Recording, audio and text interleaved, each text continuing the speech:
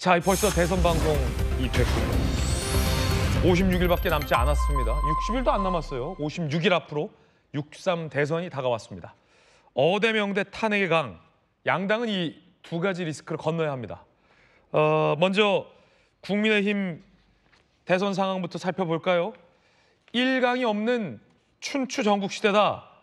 국민의힘의 이 대선 경선 상황은 그렇게 표현하는 게 맞을 것 같습니다. 함께 보시죠. 아유, 이렇게 많습니다. 안철수 의원, 이정현 의원 출마 선언했고요. 김문수 장관 오늘 대선 출마 선언한다는 뉴스 속보 지금 들어와 있습니다. 김문수 장관 장관직 사퇴하고 오늘 대선 출마 선언한다는 뉴스 속보 들어와 있고요. 오세훈 시장도 곧 출마 선언 고민하겠다라고 입장 밝혔고요. 어제 유승민 전 의원, 유정복 인천시장도 출마가 유력해 보입니다. 이철우 지사도 마찬가지고요. 한동훈 전 대표도 사실상 대선 출마 선언을 앞두고 있습니다. 홍준표 시장도 출마 선언 앞두고 있고요. 그 외에 나경원 의원, 김태흠 지사, 여당 일각에서는 한덕수 국무총리를 내세워야 한다는 목소리도 제기되고 있습니다. 몇 분입니까? 피디님 몇 분이죠? 14분. 14명이 난립하고 있다라고 보면 될 것 같습니다. 마땅히 딱 1강은 없는데 춘추전국시대 상황입니다.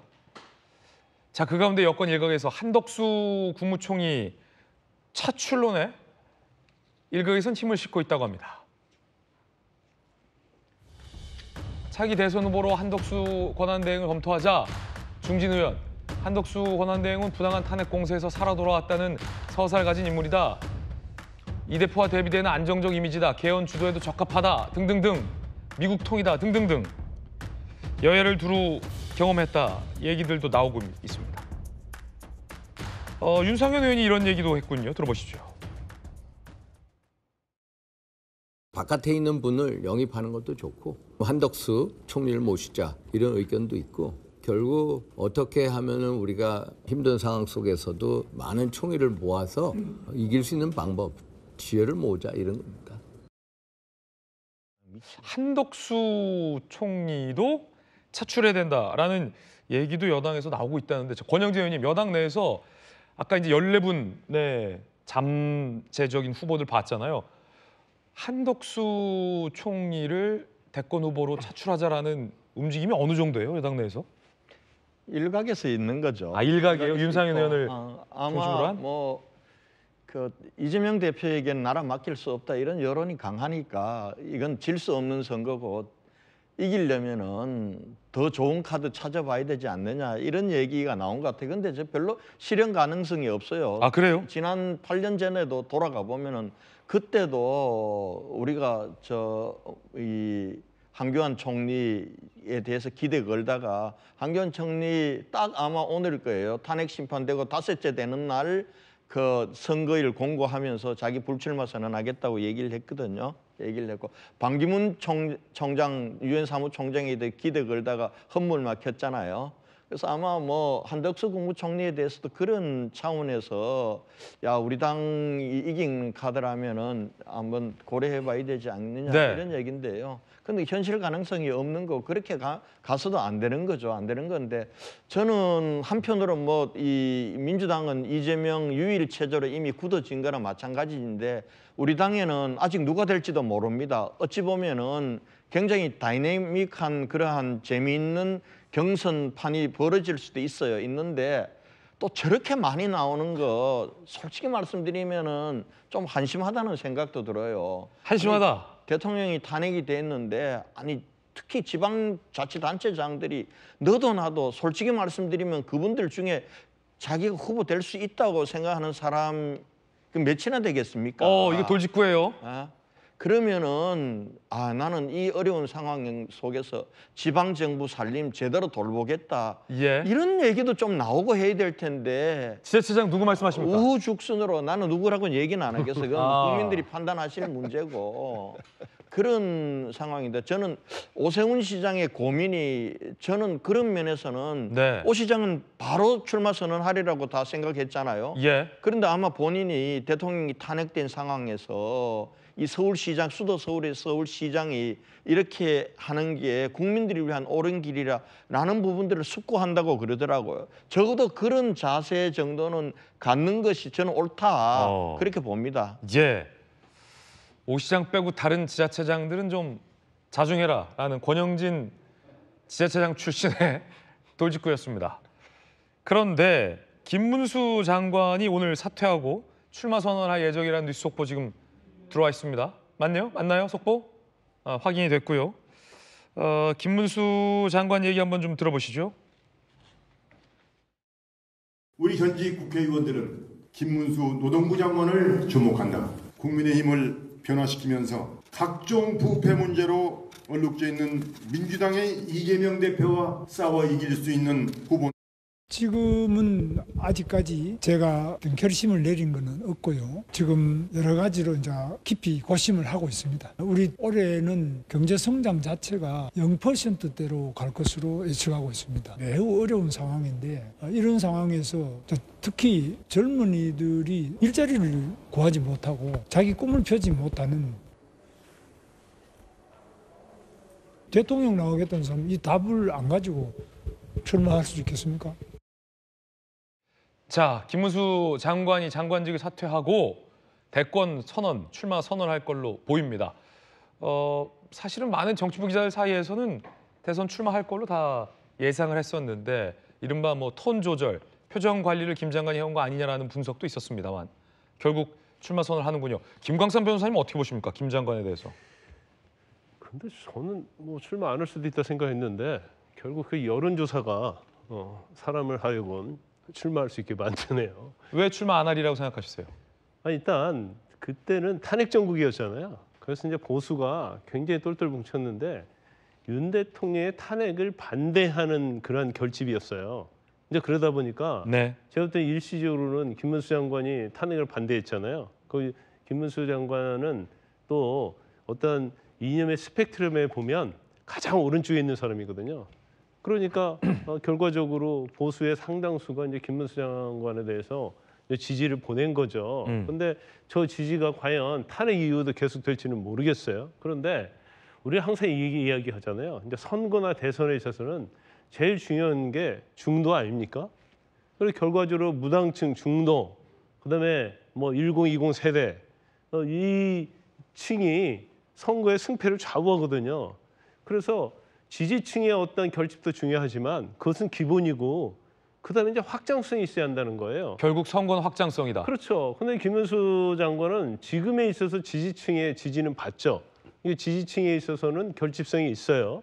그렇지만 확장성에 있어서는 제가 볼 때는 완전히 떨어진다고 보거든요. 네. 그래서 물론 이제 대선 나와서 이제 경선 과정에서 치열하게 다퉈서 거기서 이제 컨벤션 효과 거두고 그런 것은 괜찮다고 보지만 김문수 장관이 후보가 될지 안 될지는 모르겠지만 김문수 장관이 정말 대통령 하고 싶다고 한다면 예.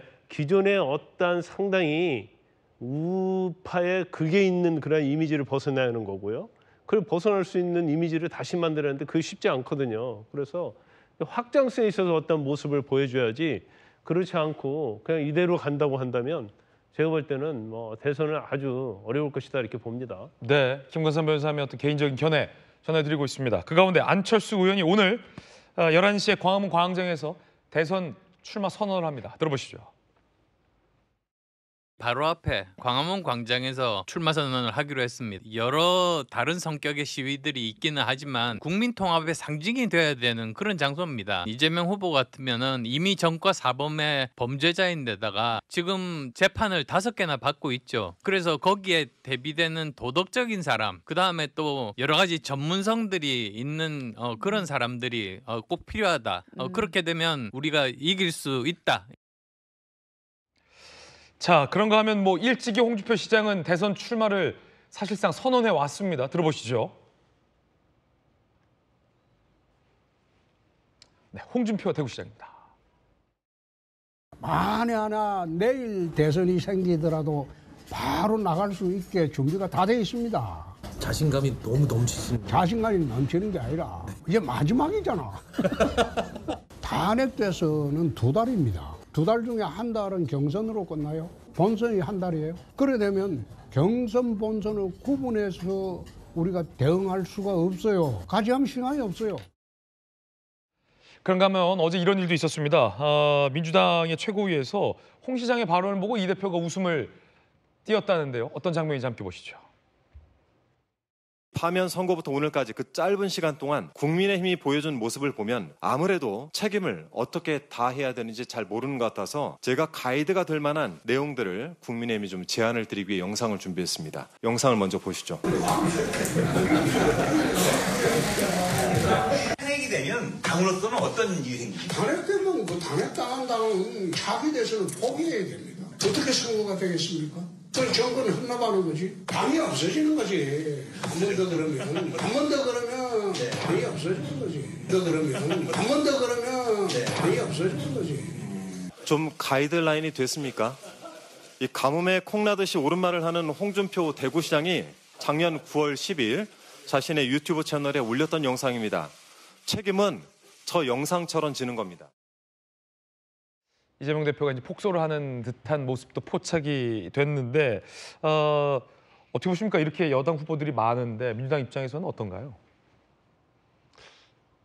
많다는 것 자체가 잘 이해가 안 돼요. 그리고 저 중에서 실제 대통령으로서의 자격을 갖추신 분이 계신가? 아마 우리 국민들에게 동의받기 어려울 것 같아요. 홍준표 시장 같은 경우에는 지난번에도 한번 나왔었고 이번에 또 나오는데 장 섰으면 나와야지 뭐 이런 말씀도 하셨잖아요. 그리고 이번에 마지막이잖아. 이거는 대통령 혹은 정치를 국민들을 대상으로 하는 게 아니라 본인 중심으로 하는 거예요. 내 나이가 이제 다 됐으니까 마지막이니까 도전 안 할 수 있냐? 그리고 장이 섰는데 내가 안 나설 수 있냐? 철저히 자기 중심인 거죠. 우리 권영진 전 대구시장님께서 대구시정을 참 잘 이끌었는데 네. 지금 홍준표 대구시장께서 맨 마음은 서울에만 와 있고 대구시정은 관심도 없고 그래서 대구시정이 되게 힘들어졌다 이런 말이 나오는데요. 권영진 시장 떠나자 대구시장이 힘들어졌다? 그렇습니다. 뭐 대구시정에 대해서 자기 동네에 대해서 관심을 먼저 가져야 되는데 아까 말씀하신 것처럼 이거는 상관없고 어떻게 정치적으로 더 큰 판으로 나갈 생각만 한다면 그 자치단체에 사는 시민들이 뭐가 되겠습니까? 좀 그런 면에서 보면 지금 국민의힘에 있는 여러 그 단체장 중에서 후보를 꿈꾸는 분들 정신 좀 차리십시오. 대한민국은 대통령 혼자서 끌어나가는 나라가 아니고 그 226개의 기초단체장들 17명의 과경단체장들 모두가 다 자기가 권한을 발휘하고 시민들을 모시는 가운데서 대한민국이 운영되는 겁니다. 라는 말씀을 좀 드리고 싶고요.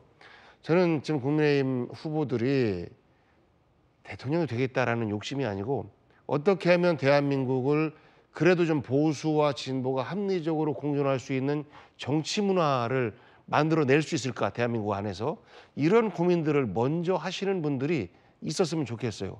그 속에서 그것을 치유하는 방법으로서의 이번 대선 과정을 생각해내고 또 그 가운데에서 어떻게 하면 사실 국민의힘 정권 2번이 탄핵당한 거 아니겠습니까? 어떻게 하면 그런 비극적인 일들이 일어나지 않게끔 제도적 보완과 사람의 교체 이런 것들을 할 것인지 그리고 지금 우리 정치에 굉장히 큰 그 문제가 뭐냐면 실제 국민의힘에서는 TK 정서에 기반한 정치를 하고 있어요. 왜냐하면 대구 경북으로 가면 좀 험한 소리 하고 그래도 당의 어떤 그 극단적인 편에 서서 어떤 주장을 해도 공천 받는데 지장 없고 또 선거에 나오면 무조건 당선되고 그러거든요. 민주당도 뭐 일부 지역에서 크게 다르지 않아요.